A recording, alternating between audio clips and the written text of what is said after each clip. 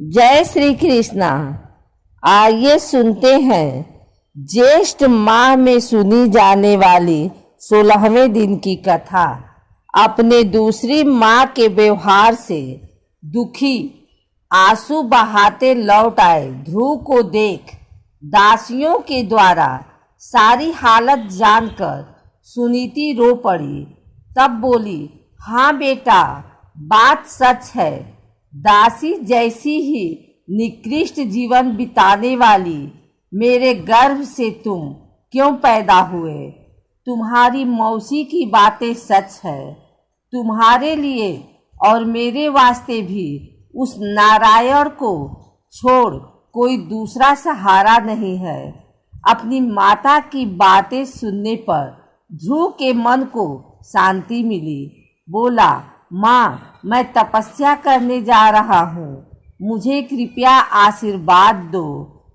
क्या बोला? तुम तपस्या करोगे?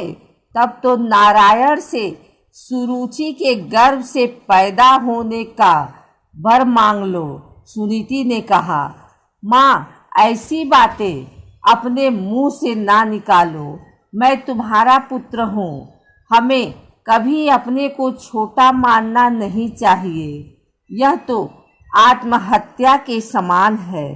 माँ, यह साबित करना चाहता हूँ कि ध्रुव की माता कैसी भाग्यशालिनी है।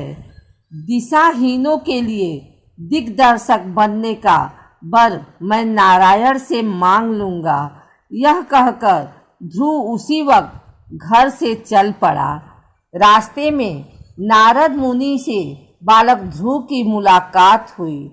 नारद ने पूछा, हे ध्रुव कुमार, लगता है कि तुम खेलने के लिए चल पड़े। स्वामी, मैं तपस्या करने जा रहा हूँ, ध्रुव ने जवाब दिया। ओह, तपस्या नामक कोई खेल भी है? तब तो खूब खेलो बेटा, नारद ने मजाक किया। मुनिवर, यह कोई खेल नहीं, सचमुच मैं तपस्या करने के लिए ही जा रहा हूँ, ध्रुव ने स्पष्ट शब्दों में कहा। उफ, यह बात है। इस छोटी सी बात को लेकर तुम तपस्या करने जा रहे हो। मेरे साथ चलो, मैं देखूंगा कि तुम्हारे पिता तुमको अपनी जांघ पर क्यों नहीं बैठाते हैं। नारद ने कहा, स्वामी, मैं किसी की दया नहीं चाहता। सबसे उत्तम नारायण का अनुग्रह मुझे चाहिए। इसी वास्ते मैं तपस्या करने के लिए जंगल में जा रहा हूँ, ध्रुव ने कहा। तपस्या करना कोई हंसी खेल की बात नहीं बेटा। जंगल में शेर, बाघ वगैरह खुखार जानवर होते हैं। धूप, जाड़ा और बरसात का सामना करना पड़ता है। मेरी बात मानकर घर चलो, नारद ने समझाया। मुनिवर, मैं क्षत्रिय हूँ, अपमान सहते हुए जिंदा नहीं रह सकता। क्या आप मुझे कायरता की दवा पिलाने आए हैं? ध्रुव ने पूछा।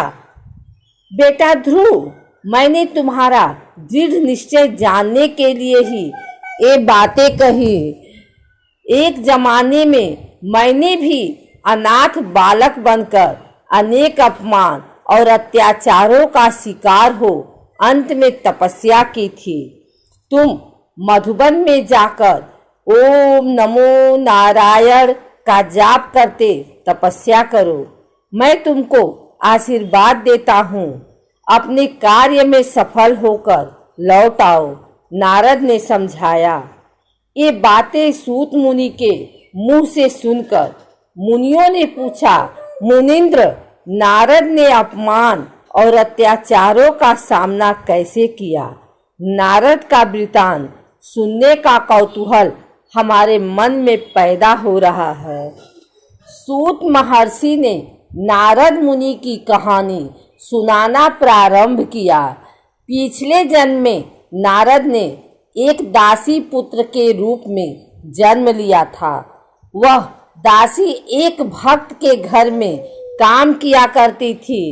उस भक्त के घर में सदा ऋषि मुनि, साधु संत अतिथि सत्कार पाया करते थे। बालक नारद उन ज्ञानियों की सेवा में लगा रहता था। जरूरत के वक्त उन्हें पानी पिलाया करता था। विष्णु भगवान की महिमाओं की चर्चा भी बड़ी श्रद्धा व भक्ति से सुनता था। नीर यानी पानी देने वाले बालक का नामकरण नारद करके वे लोग इसी नाम से उसे पुकारा करते थे।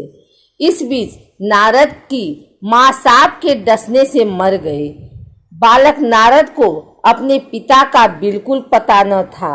उसके साथी नारद को दासी पुत्र और अनाथ बालक कहा करते थे। कुछ ही दिनों में उस मकान के मालिक का स्वर्गवास हो गया। नारद को कहीं आश्रय नहीं मिला। वह इधर उधर भटकता था। भूख लगने पर यदि वह किसी मकान के सामने जाकर खड़ा हो जाता तो लोग उसे भगा देते थे और गालियां देते थे कि यह बालक ऐसा पापी है जिसे अपने पिता का भी पता नहीं है। नारद साधु स्वभाव का था, इसलिए नटखट बच्चे उस पर पत्थर फेंकते और उसे सताकर आनंद का अनुभव करते थे। गांव के लोगों से तंग आकर नारद सोचने लगा, इन मनुष्यों के बीच मेरा जन्म क्यों हुआ है? मैंने कौन सा अपराध किया है? ये लोग मेरे प्रति ऐसे अत्याचार क्यों करते हैं? आखिर कीड़े मकोड़े जंगल के जानवर भी मजे से जी रहे हैं। यो सोचते हुए नारद जंगल की ओर चल पड़ा।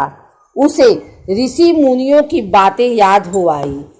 मुझे भी तपस्या करके देवताओं के बीच जन्म लेना है।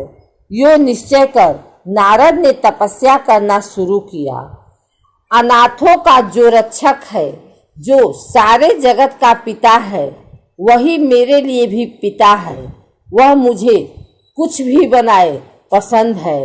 इस प्रकार सोचते नारद ने समय का ख्याल किए बिना भयंकर तपस्या शुरू कर दी।